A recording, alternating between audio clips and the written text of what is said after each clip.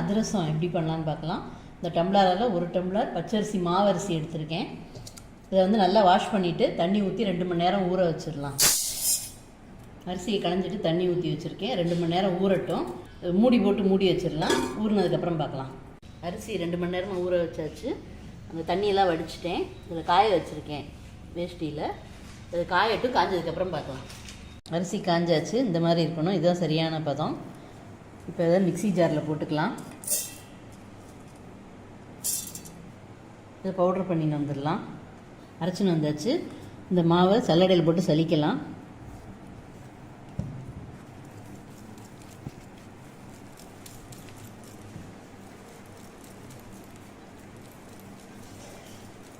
இதே மாதிரி எல்லா மாவையும் சலிச்சுன்னு வந்துடலாம். மாவெல்லாம் சலிச்சாச்சு. இவ்வளோ கப்பி மிஞ்சினது. இதை தூக்கி போட்டுடலாம். இப்போ பாகு வைக்கலாம். இந்த டம்ளரால் 1 டம்ளர் அரிசி எடுத்துருந்தேன். அதுக்கு 3/4 டம்ளர் வெல்லம். 1க்கு 3/4 வெல்லம் போடணும். போட்டு மூழ்கிற அளவு தண்ணி ஊற்றிக்கலாம்.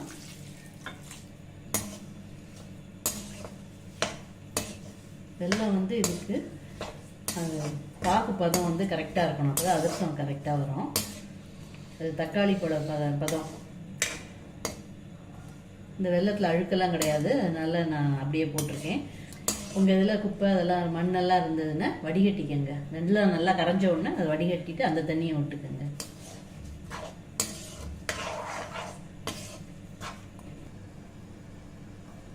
இதில் 1/4 ஸ்பூன் ஏலக்காய் பொடி போட்டுக்கலாம். சுக்கு பொடி வேணுனாலும் போட்டுக்கோங்க. நான் போடலை. அதுவும் 1/4 ஸ்பூன் போட்டுக்கலாம் சுக்கு பொடியும்.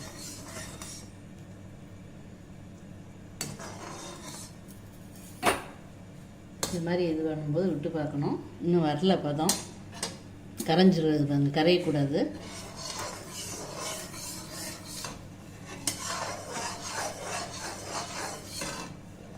இதில் 1 ஸ்பூன் நெய் விட்டுக்கலாம்.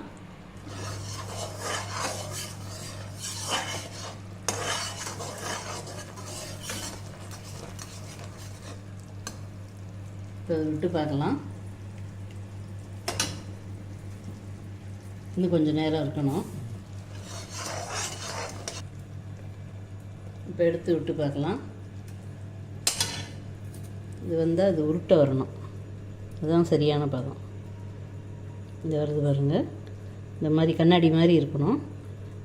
தக்காளி பதம் இந்த மாதிரி இருக்கணும். இப்போ அடுப்பை ஆஃப் பண்ணிடலாம். இதுதான் கரெக்டான பதம். பாகில் 1 ஸ்பூன் நல்லெண்ணெய் விட்டுக்கலாம். இப்போ இந்த மாவை கொஞ்சம் கொஞ்சமாக போட்டு மிக்ஸ் பண்ணணும்.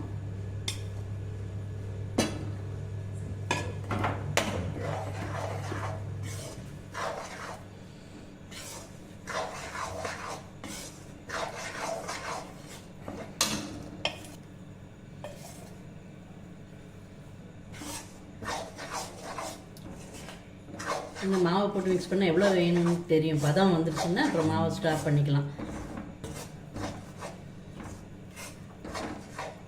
போட்டுக்கலாம். கரெக்டாக தான் இருக்கும். ஃபுல் மாவையும் போட்டுடுறேன். நல்லா கிளறி விட்டுடலாம்.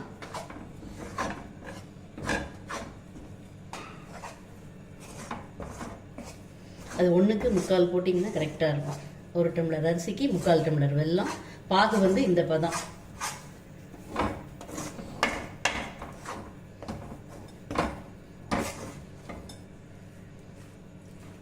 பாருங்க, எடுத்து ஊற்றினீங்கன்னா அப்படியே இப்படி விழும். இதுதான் கரெக்டான பதம். பாகு பதம். இப்படி ஊற்றினீங்கன்னா அப்படியே விழும். இப்போ இதை ஒரு கிண்ணத்துக்கு மாற்றிடலாம். அதிரசம் மாவை கிண்ணத்துக்கு மாற்றியாச்சு. மேலே 1 ஸ்பூன், இன்னொரு ஸ்பூன், 2 ஸ்பூன் நெய் விட்டுக்கலாம்.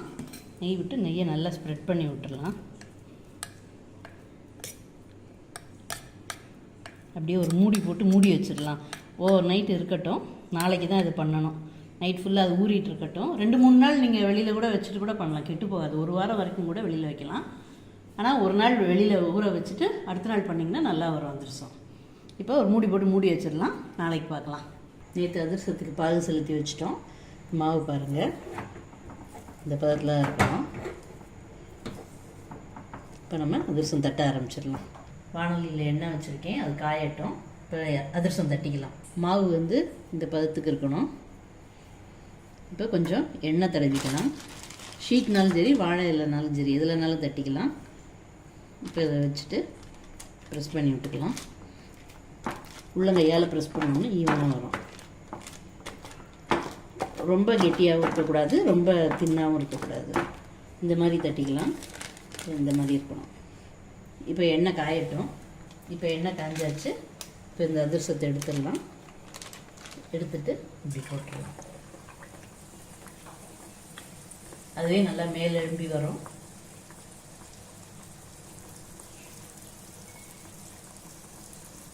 அடுப்பு தண்ணால கொஞ்சம் கம்மியாக வச்சுக்கோங்க.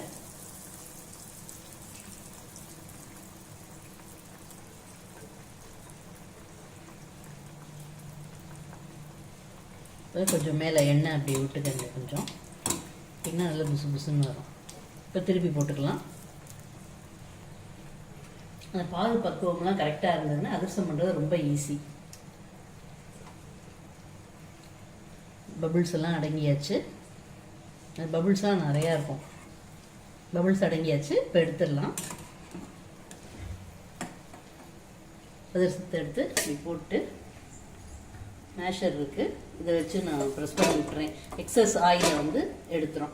இல்லைன்னா நீங்கள் இதே மாதிரி 2 ஜல்லிக்கரண்டி எடுத்தீங்கன்னா அதில் வந்து எடுத்துக்கலாம். அதிரசம் சூப்பராக ரெடி ஆயிடுச்சு. இப்போ இன்னொரு அதிரசம் தட்டிக்கலாம். கொஞ்சம் எண்ணெய் அப்ளை பண்ணியாச்சு. இப்போ மாவு எடுத்துக்கலாம். உங்களுக்கு எந்த சைஸ் வேணுமோ எடுத்துக்கோங்க. பெருசாக வேணும்னா நிறையா எடுத்துக்கோங்க. இப்படி நல்லா ப்ரெஸ் பண்ணி விட்டுக்கோங்க. இல்லைன்னா விரலால் கூட தட்டிக்கலாம், எப்படினாலும் தட்டிக்கங்க. இப்போ இதை எடுத்து எண்ணெயில் போட்டுடலாம்.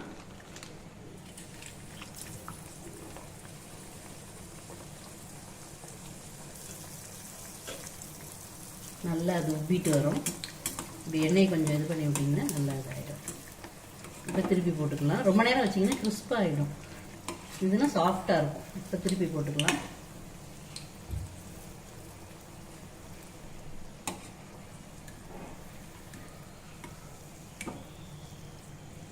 அதிரசம் சூப்பராக ரெடி ஆயிடுச்சு. இப்போ இதை ப்ரெஸ் பண்ணி விட்டுக்கலாம். எக்ஸஸ் ஆயிலெலாம் வந்துடும்.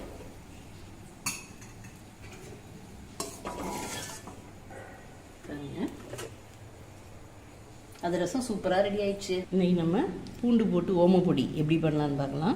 1.5 டம்ளர் கடலை மாவு எடுத்துக்கலாம். 1 டம்ளர் போட்டிருக்கேன். இன்னொரு 1/2 டம்ளர் கடலை மாவு சேர்த்துக்கலாம். 1 டம்ளர் பச்சரிசி மாவு சேர்த்துக்கலாம்.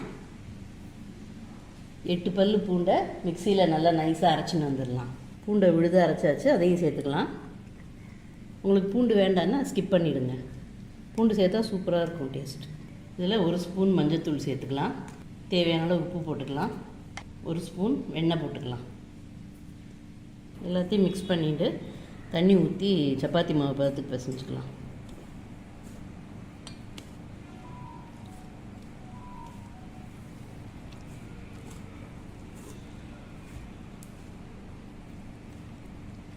ஒரு ஸ்பூன் மிளகாய்த்தூள் சேர்த்துக்கலாம்.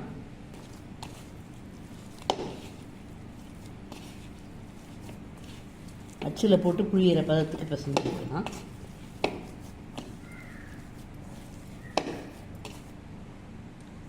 இது சரியான பதம். மாவும் நல்லா சாஃப்டாக இருக்குது. இப்போ எண்ணெயில் போட்டு ஓமப்பொடி பண்ணிடலாம். ஓமப்பொடி அச்சில் இப்போ மாவு போட்டுக்கலாம்.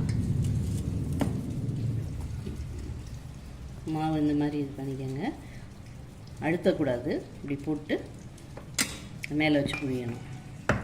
எண்ணெய் நல்லா சூடாயிடுச்சு. இப்போ ஓமப்பொடி புழிஞ்சு விட்டுடலாம்.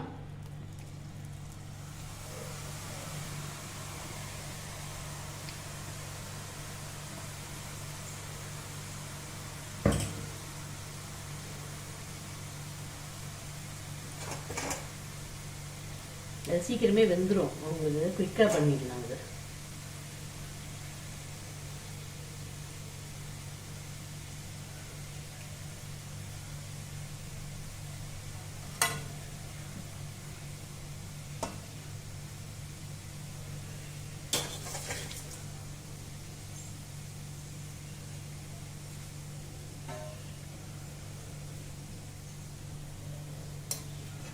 ஒரு பக்கம் வெந்தாச்சு. இப்போ திருப்பி போட்டுக்கலாம். குயிக்காக வெந்துடும். பண்ணுறதும் ஈஸி. உங்களுக்கு டேஸ்ட்டு சூப்பராக இருக்கும்.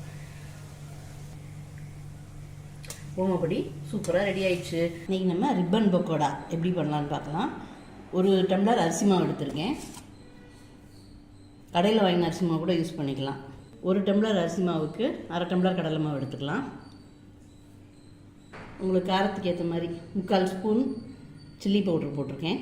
1/4 ஸ்பூன் பெருங்காயம், தேவையான அளவு உப்பு போட்டுக்கலாம். 1 ஸ்பூன் பட்டர் போட்டுக்கலாம்.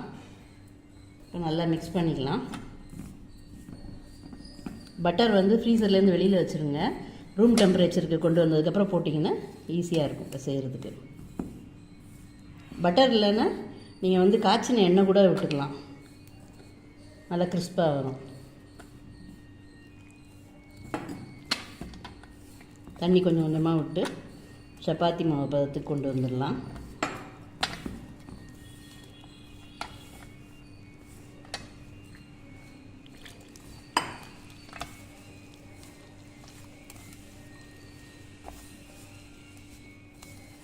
சப்பாத்தி மாவை விட கொஞ்சம் இலக்கமாக இந்த பதத்துக்கு பிசைஞ்சுக்கோங்க. இப்போ ரிப்பன் பக்கோடா பண்ண ஆரம்பிச்சிடலாம். ரிப்பன் பக்கோடா ஆச்சு. இப்படி தான் இருக்கும். அடுப்பில் எண்ணெய் காய வச்சுருக்கேன். இப்போ இந்த மாவு எடுத்து இந்த மாதிரி இது பண்ணி ரொம்ப ப்ரெஸ் பண்ணக்கூடாது. அப்படியே வச்சுட்டு புழிஞ்சிடலாம். எண்ணெய் காஞ்சாச்சு. இப்போ புழிஞ்சிக்கலாம். இப்படி சுற்றி புழிஞ்சு விடுங்க.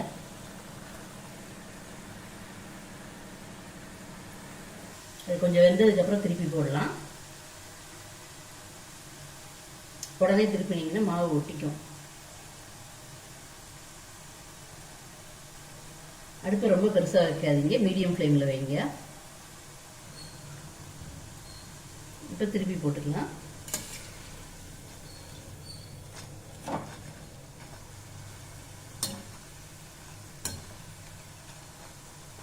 அந்த ஓசை அடங்கணும். பபுள் பபுளாக வர்றது நின்றதுக்கப்புறம் தான் எடுக்கணும். அப்போ தான் நல்லா வெந்திருக்குன்னு அர்த்தம். பபுள்லாம் அடங்கிடுச்சு. நல்லா வெந்தாச்சு. இப்போ எடுத்துக்கலாம்.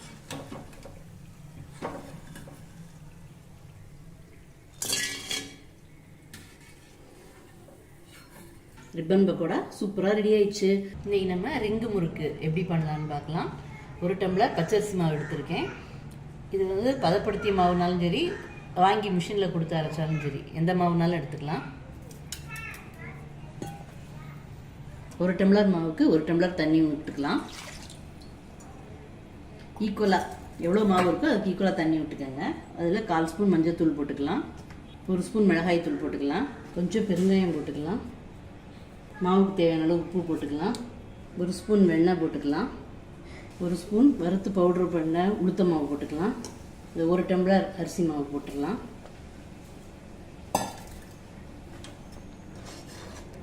நல்லா கலந்து விட்டுடலாம்.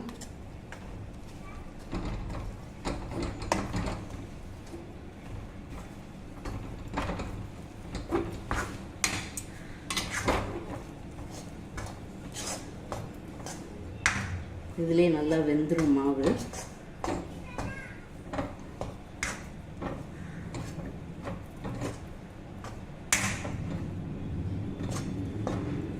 இது கொஞ்சம் ஆறட்டும். அடுப்பு ஆஃப் பண்ணிடலாம். 10 நிமிஷம் ஆகட்டும், அப்புறம் பார்க்கலாம். மாவு கொஞ்சம் ஆறியாச்சு. 1 ஸ்பூன் ஜீரகம் போட்டுக்கலாம்.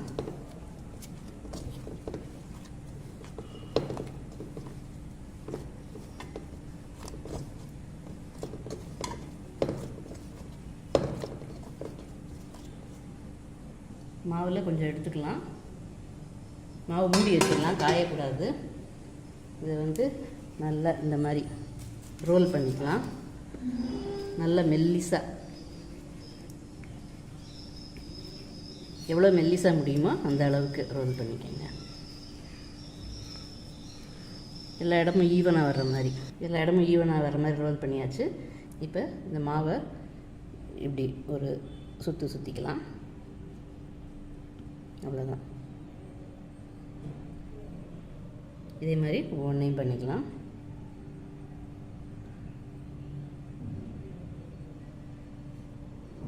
இதே மாதிரி எல்லாத்தையும் உருட்டி பண்ணி எடுத்துக்கலாம். ரிங் முறுக்கு எல்லாம் செஞ்சுன்னு வந்தாச்சு. இப்போ அடுப்பில் எண்ணெய் நல்லா காஞ்சாச்சு. இப்போ இதை போட்டுக்கலாம். நல்லா காயணும் இதுக்கு.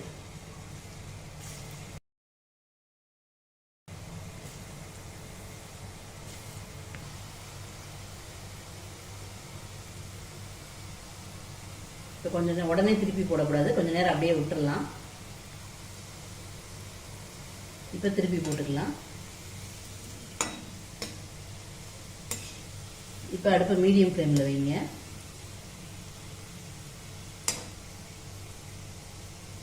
நல்லா பபிள்ஸ்லாம் அடங்கணும், அது வரைக்கும் இருக்கணும் அடுப்பில். நல்லா பபிள்ஸ்லாம் அடங்கியாச்சு. ரிங்கு முறுக்கு சூப்பராக ரெடி ஆயிடுச்சு. சவுண்டே பாருங்கள், நல்லா வெந்திருக்கு. தீபாவளி முறுக்கு எப்படி பண்ணலான்னு பார்க்கலாம். இந்த டம்ளரால் 1.5 டம்ளர் பச்சரிசி மாவு எடுத்திருக்கேன். 1 போட்டேன், 1.5 டம்ளர் எடுத்திருக்கேன். அதுக்கு வறுத்த உளுத்தம்பருப்பை வந்து பவுடர் பண்ணி சலித்து வச்சுருக்கேன். அது ஒரு 1/4 டம்ளர் எடுத்துக்கலாம். 1.5 டம்ளர் அரிசி மாவுக்கு 1/4 டம்ளர் உளுத்த மாவு. பொரிகடலையை வந்து மிக்சியில் பவுடர் பண்ணி சலித்து வச்சுருக்கேன். அது ஒரு 2 ஸ்பூன் சேர்த்துக்கலாம். பொட்டுக்கடலை மாவு 1 ஸ்பூன், ஜீரகம் போட்டுக்கலாம். 1 ஸ்பூன் வெண்ணெய் சேர்த்துக்கலாம். 1/4 ஸ்பூன் பெருங்காயத்தூள் சேர்த்துக்கலாம். தேவையான அளவு உப்பு போட்டுக்கலாம். இது நல்லா மிக்ஸ் பண்ணி விட்டுக்கலாம்.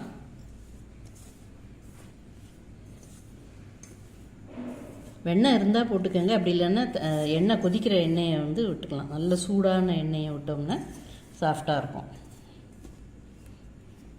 இந்த மாவில் சுடு தண்ணி ஊற்றி பிசையலாம். தண்ணி கொதிக்க வச்சுருக்கேன். அதை கொஞ்சம் கொஞ்சமாக விட்டுக்கலாம்.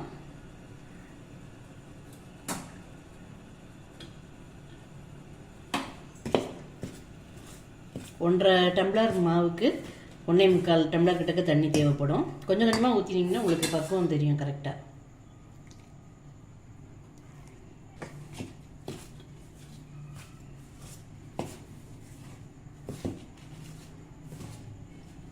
நல்லா சாஃப்டாக கிறிஸ்பியாக இருக்கும் அந்த முறுக்கு.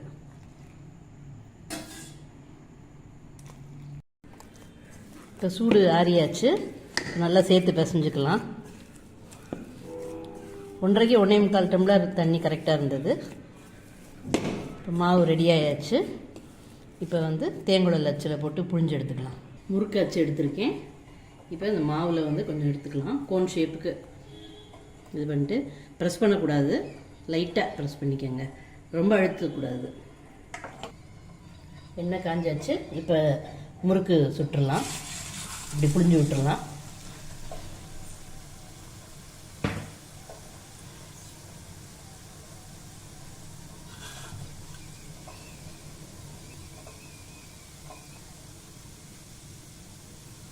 கொஞ்சம் வேகட்டும், வெந்ததுக்கப்புறம் திருப்பி போடலாம்.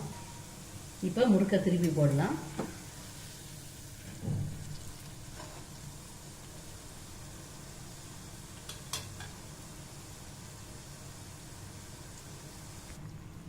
பபிள்ஸ் நல்லா அடங்கியாச்சு. தீபாவளி முறுக்கு சூப்பராக ரெடி ஆயிடுச்சு. முறுக்கு ஈவனாக வரணும்னா கரண்டியோட பேக் சைடில் புழிஞ்சுக்கலாம். இப்படி புழிஞ்சிட்டு அப்படியே போட்டிங்கன்னா புழிஞ்சிடும். இப்படி பண்ணிங்கன்னா எல்லா முறுக்கும் ஈவனாக இருக்கும்.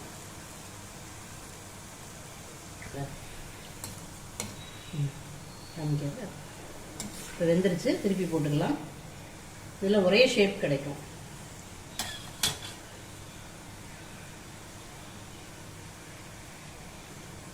பபிள்ஸ்லாம் அடங்கியாச்சு. நல்லா வெந்தாச்சு. தீபாவளி முறுக்கு சூப்பராக ரெடி ஆயிடுச்சு. இன்றைக்கி நம்ம தேங்காய் பர்ஃபி எப்படி பண்ணலான்னு பார்க்கலாம். தேங்காய் இந்த அளவு எடுத்திருக்கேன். இதே அளவுக்கு ஈக்குவலாக சர்க்கரையும் எடுத்துக்கணும். இதை அதில் கொட்டி வச்சுக்கலாம். அதே அளவு சுகர் எடுத்திருக்கேன். சுகரை போட்டுக்கலாம். 1/2 டம்ளர் தண்ணி விட்டுக்கலாம். சுகர் முங்குற அளவுக்கு தண்ணி விட்டுக்கலாம். சர்க்கரை நல்லா கரைஞ்சிக்கட்டும்.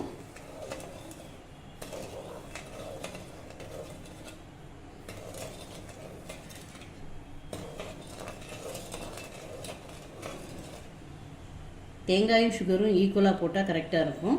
உங்களுக்கு திதிப்பு கம்மியாக வேணும்னா 3/4 போட்டுக்கலாம். ஜாஸ்தி வேணும்னா 1.25 1/2. அதுக்கு மேலே போட்டிங்கன்னா ரொம்ப தகட்டும்.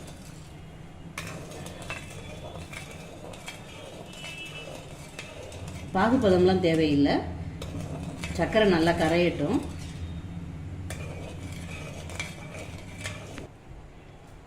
இப்போ இதில் தேங்காய் பூவை போட்டுக்கலாம். சேர்த்து கிளறலாம். அடி கனமான வானலியாக வச்சுக்கோங்க, இல்லைன்னா அடி பிடிச்சிடும்.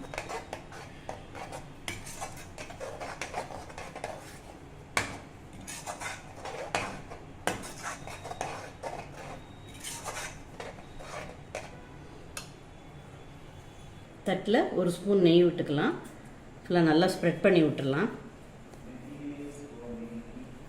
பர்ஃபி ரெடியானதும் இதில் கொட்டி வைக்கணும். நெய் எதுக்கு தடவுறோன்னா ஒட்டாமல் வரும். சர்க்கரையெல்லாம் மெல்ட் ஆகி முதல்ல தண்ணியாக தான் இருக்கும், அது நல்லா கெட்டியாகிட்டு வரும்.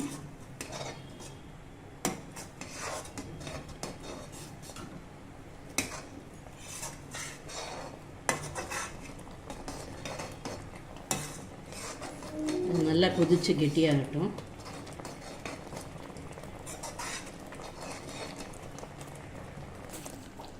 கெட்டியாகிட்டு வருது. கொஞ்சம் ஏலக்காய் பொடி தூவிக்கலாம்.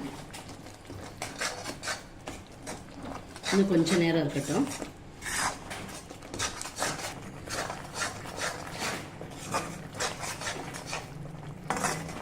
ஆல்மோஸ்ட் ரெடி ஆயிடுச்சு. 2 நிமிஷம் இருக்கட்டும். இதுதான் கரெக்டான பக்குவம். இதெல்லாம் நுரைச்சின்ற மாதிரி வருது. இப்போ அடுப்பை ஆஃப் பண்ணிடலாம்.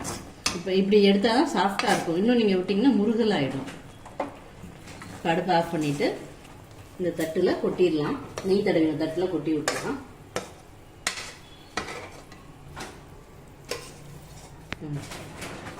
இதை வந்து நல்லா ஸ்ப்ரெட் பண்ணி விட்டுடலாம். ஒரு 1/2 hour அப்படியே இருக்கட்டும். அதுக்கப்புறம் கொஞ்சம் சூடோட உள்ளே போட்டுடலாம். என்ன ஷேப் வேணுமோ அந்த ஷேப்பில் கட் பண்ணிக்கலாம். அப்படியே விட்டுடலாம்.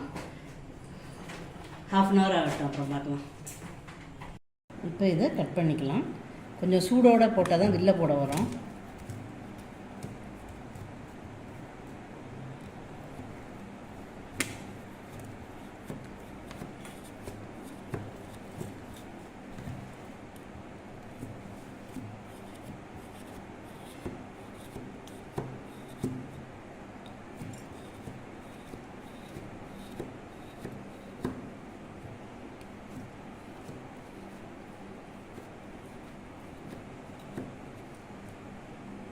இப்போ இப்படி போட்டுக்கலாம்.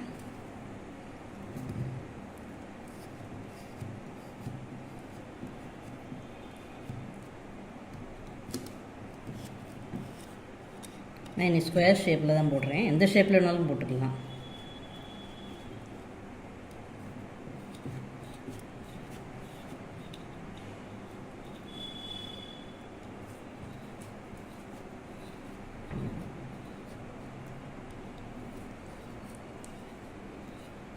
இது கொஞ்சம் ஆறட்டும், அப்போ தான் எடுக்க வரும். இப்போ ஆறியாச்சு. அது மேலேயே திருப்பி ப்ரெஸ் பண்ணிங்கன்னா வந்துடும் தனியாக. இந்த மாதிரி வந்துடும்.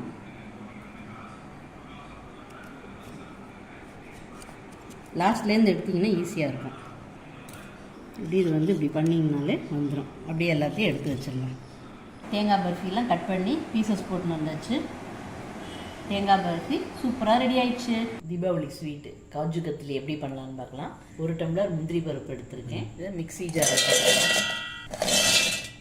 நல்லா நைஸாக பவுட்ரு பண்ணின்னு வந்துடலாம்.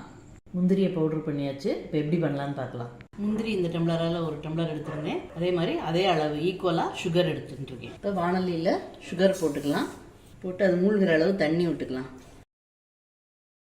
1/2 டம்ளர் தண்ணி விட்டிங்கன்னா கரெக்டாக இருக்கும். இது பாகு எல்லாம் வேண்டாம். இது நல்லா சுகர் கரைஞ்சி 1 கம்பி இல்லைன்னா 1.25 கம்பி பதம் வந்தால் போதும். 1 கம்பி பதம் வந்தாச்சு. இப்போ முந்திரி பவுடர் இதில் போட்டுடலாம். இப்போ அடுப்பை வந்து மீடியமாக வச்சுக்கோங்க. வச்சுருந்து இந்த பவுடரை போட்டுடலாம், முந்திரி பவுடரை போட்டுடலாம். போட்டு நல்லா கிளறிக்கலாம்.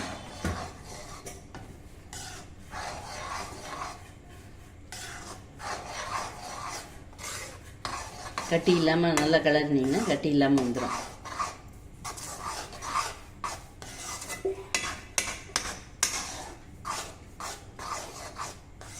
காஜு கத்லி போடுற பிளேட்டில் ஒரு ஸ்பூன் நெய் விட்டுக்கலாம். ஃபுல்லாக ஸ்ப்ரெட் பண்ணி விட்டுடலாம்.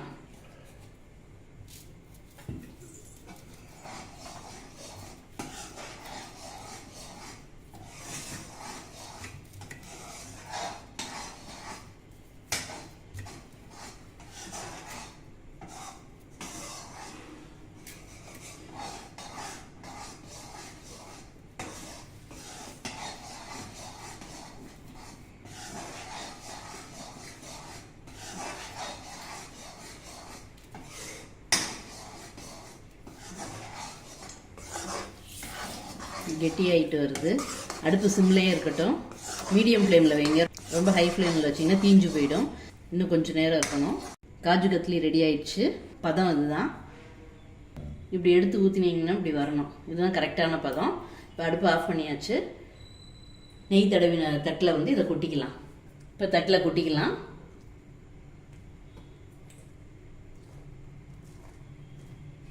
ஸ்பூனால் இதை நல்லா ஸ்ப்ரெட் பண்ணி விட்டுக்கலாம். இந்த சப்பாத்தி குழவையால் ஈவன் ஆக்கி விட்டுக்கலாம். நம்ம ஒரே மாதிரியாக இருக்கும். இது கொஞ்சம் ஆறட்டும். லேஸ் சூடாக இருக்கும்போது நம்ம பீஸ் பீஸாக போட்டுக்கலாம். கொஞ்சம் ஆறியாச்சு. இப்போ பீசஸ் போட்டுக்கலாம். கொஞ்சம் ஆறினோன்னா பீசஸ் போட்டிங்கன்னா ஈஸியாக வந்துடும் உங்களுக்கு. லேஸ் சூடாக இருக்கணும். கடையில் ஜாஸ்தி விலை இது. நம்ம வீட்டிலே செஞ்சிடலாம். நிறையாவும் வரும். குவான்டிட்டி நிறையா இருக்கும். அந்த ஓரத்தை வந்து இது பண்ணிடலாம். இப்போ இதை என்ன ஷேப்பில் வேணுமோ போட்டுக்கலாம். நம்ம டைமண்ட் ஷேப்பில் போட்டுக்கலாம், இல்லைன்னா இதாக ஸ்கொயராக கூட போட்டுக்கலாம். நான் டைமண்ட் ஷேப்பில் போட போகிறேன்.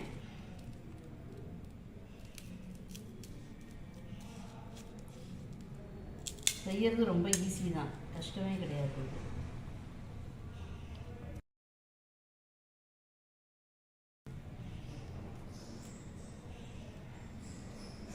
இந்த தீபாவளிக்கு காஜு கத்லி செஞ்சு அசத்துங்க.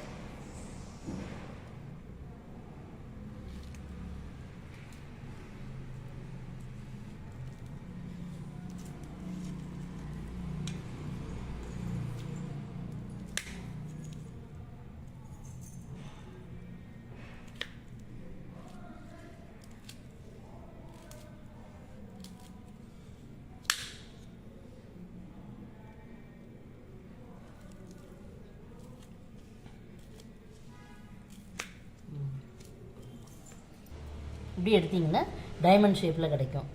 நல்லா சாஃப்டான காஜு கத்லி சூப்பராக ரெடி ஆயிடுச்சு. இன்றைக்கி நம்ம தீபாவளி ஸ்பெஷல் மாலாடு எப்படி பண்ணலான்னு பார்க்கலாம். 1 டம்ளர் பொரிகடலை, பொட்டுக்கடலை எடுத்திருக்கேன். அதை மிக்சியில் வந்து பவுடர் பண்ணின்னு வந்துடலாம். பொரிகடலையே திரிச்சுன்னு வந்தாச்சு. ஒரு நைஸாக தான் இருக்குது, இருந்தாலும் ஒரு தடவை சலிச்சுக்கலாம். அதை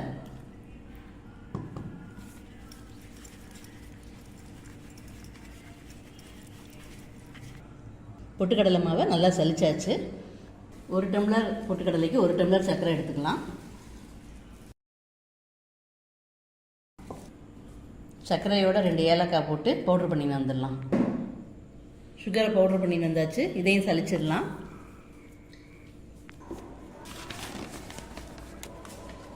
இப்போ இதை பொட்டுக்கடலை மாவோட சேர்த்து போட்டுக்கலாம்.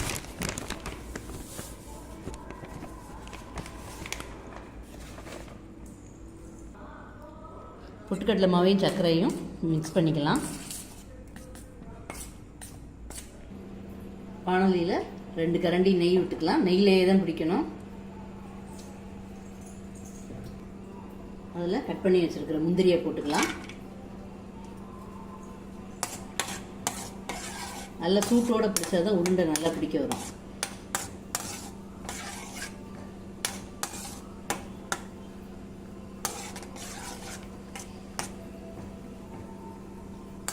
முந்திரி நல்லா கோல்டன் ப்ரௌனுக்கு வரட்டும்.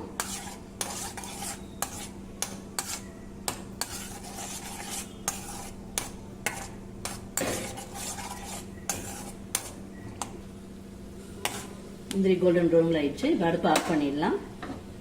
இந்த நெய்யை எடுத்து இந்த மாவில் கொட்டிடலாம். இந்த மாவில் இந்த நெய்யோட முந்திரி எல்லாத்தையும் சேர்த்து கொட்டிடலாம். நல்லா மிக்ஸ் பண்ணிக்கலாம்.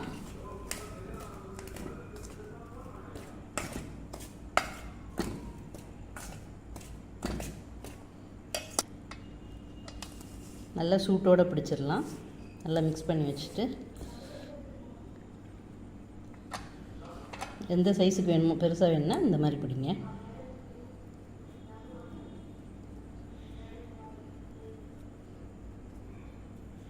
சீர் மாலாடெல்லாம் பெருசாக பிடிப்பாங்க.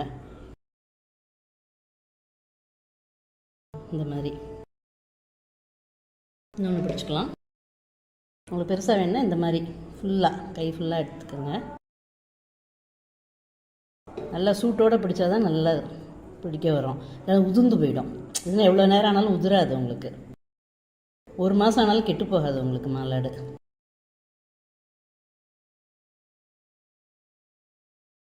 இதே மாதிரி எல்லாத்தையும் பிடிச்சிக்கலாம். சுவையான மாலாடு சூப்பராக ரெடி ஆயிடுச்சு. இன்றைக்கி நம்ம தீபாவளி ஸ்பெஷலாக ரவா லாடு எப்படி பண்ணலான்னு பார்க்கலாம். 1 டம்ளர் ரவை எடுத்திருக்கேன். 1 டம்ளர் ரவைக்கு 3/4 டம்ளர் சுகர் போட்டால் கரெக்டாக இருக்கும். மிக்சியில் பவுடர் பண்ணி வந்துடலாம். இதோட 2 ஏலக்காய் போட்டுக்கலாம். போட்டு மிக்சியில் பவுடர் பண்ணி வந்துடலாம். சுகரை பவுடர் பண்ணி வந்தாச்சு. அதை சலிச்சுக்கலாம். வானலியில் 2 கரண்டி நெய் விட்டுக்கலாம். இதில் கட் பண்ண முந்திரியை போட்டுக்கலாம். நல்லா வறுத்து விட்டுக்கலாம்.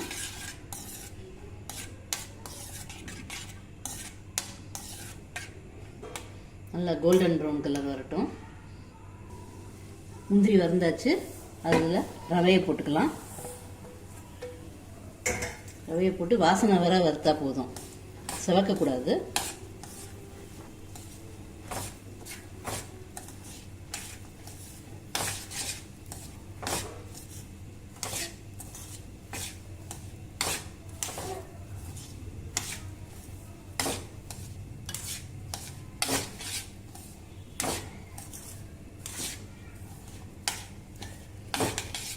போதும், இந்த அளவு வறுத்தா போதும். அடுப்பை ஆஃப் பண்ணிடலாம். இதை ஒரு பாத்திரத்தில் கொட்டிக்கலாம். இதோட பவுடர் பண்ண சர்க்கரையை சேர்த்துக்கலாம். சலிச்சுட்டேன். அதை மிக்ஸ் பண்ணிக்கலாம். சூடு லேசாக இருக்குது.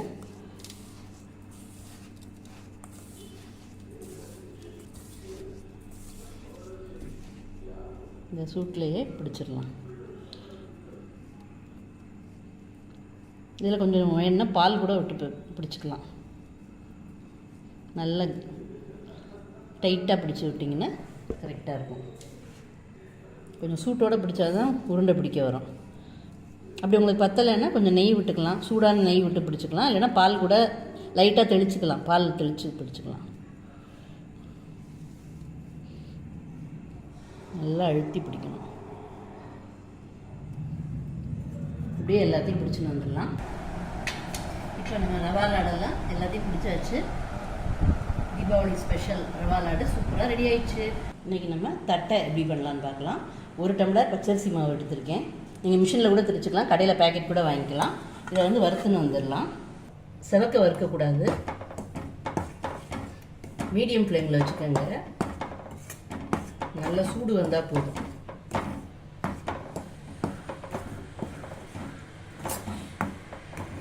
இப்படி வறுத்துட்டு பண்ணிங்கன்னா நல்லா கிறிஸ்பியாக இருக்கும்.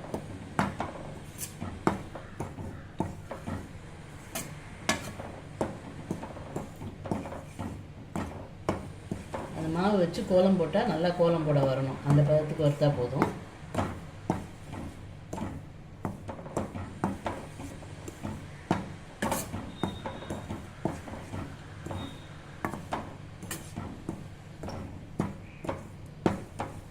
பெருசாக வச்சிங்கன்னா அடியெல்லாம் தீஞ்சு போயிடும்.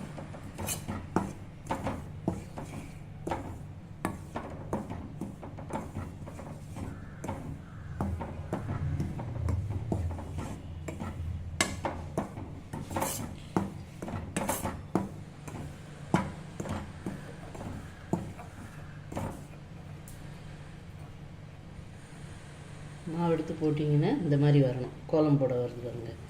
இந்த பதத்துக்கு தான் இது கரெக்டான பதம். அடுப்பு ஆஃப் பண்ணிடலாம். மாவை ஒரு பவுலில் கொட்டிக்கலாம். 1 டம்ளர் அரிசி மாவுக்கு 1 டம்ளர் உளுந்து மாவு போட்டுக்கலாம். இது வந்து உளுந்தை வறுத்துட்டு பவுட்ரு பண்ணி வச்சுருக்கேன். 1 ஸ்பூன் வெண்ணெய் போட்டுக்கலாம். ரூம் டெம்பரேச்சருக்கு வந்த உடனே போடுங்க. 1/2 ஸ்பூன் மிளகாய்த்தூள் போட்டுக்கலாம். உங்களுக்கு காரம் கூட வேணும்னா கூட போட்டுக்கோங்க. தேவையான அளவு உப்பு போட்டுக்கலாம். 1/4 ஸ்பூன் பெருங்காயம் போட்டுக்கலாம். கடலைப்பருப்பு 1 மணி நேரம் ஊற வச்சுருக்கேன், அதையும் சேர்த்துக்கலாம். இப்போ அதை பிசைஞ்சிக்கலாம். அதில் எல்லாம் மிக்ஸ் ஆகட்டும். தண்ணி கொஞ்சம் கொஞ்சமாக விட்டு பிசைஞ்சிக்கலாம்.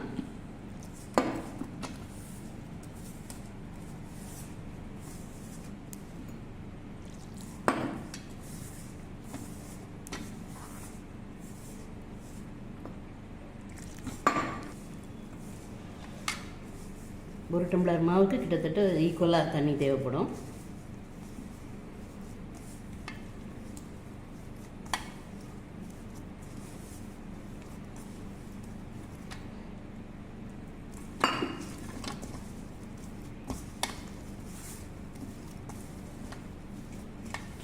மாவு நல்லா சாஃப்ட் ஆயிடுச்சு.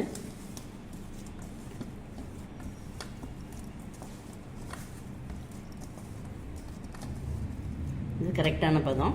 கருவேப்பிலை பொடியாக கட் பண்ணி வச்சுருக்கேன், அதையும் இந்த மாவில் சேர்த்து பிசைஞ்சுக்கலாம். இந்த மாவில் அந்த பொடியாக கட் பண்ண கருவேப்பிலையும் சேர்த்து மிக்ஸ் பண்ணிக்கலாம். இந்த மாதிரி பண்ணி வச்சுக்கோங்க. இப்போ தட்டை பண்ண ஆரம்பிச்சிடலாம். தட்டை தட்டுறதுக்கு மாவு கொஞ்சமாக எடுத்துக்கலாம். ஷீட்டில் கொஞ்சம் எண்ணெய் ஸ்ப்ரெட் பண்ணிக்கலாம்.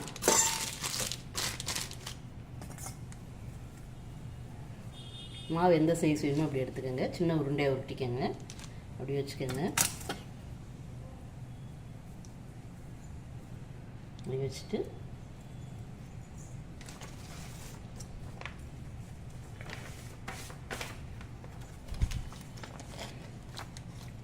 அது மேலே இன்னொரு ஷீட் வைங்க. ஷீட் வச்சுட்டு இந்த மாதிரி ஒரு ஃப்ளாட்டாக இருக்கிற டவரா அந்த மாதிரி எடுத்துக்கோங்க.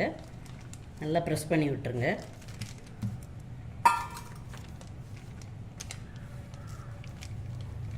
அவ்வளோதான், நம்ம தட்டை ரெடி ஆயிடுச்சு.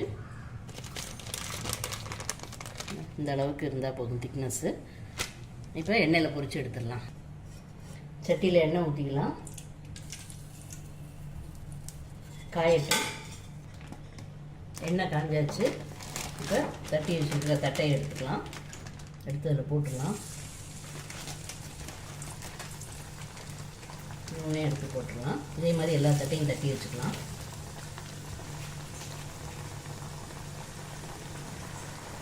மீடியம் ஃப்ளேம்லேயே வேக வைங்க.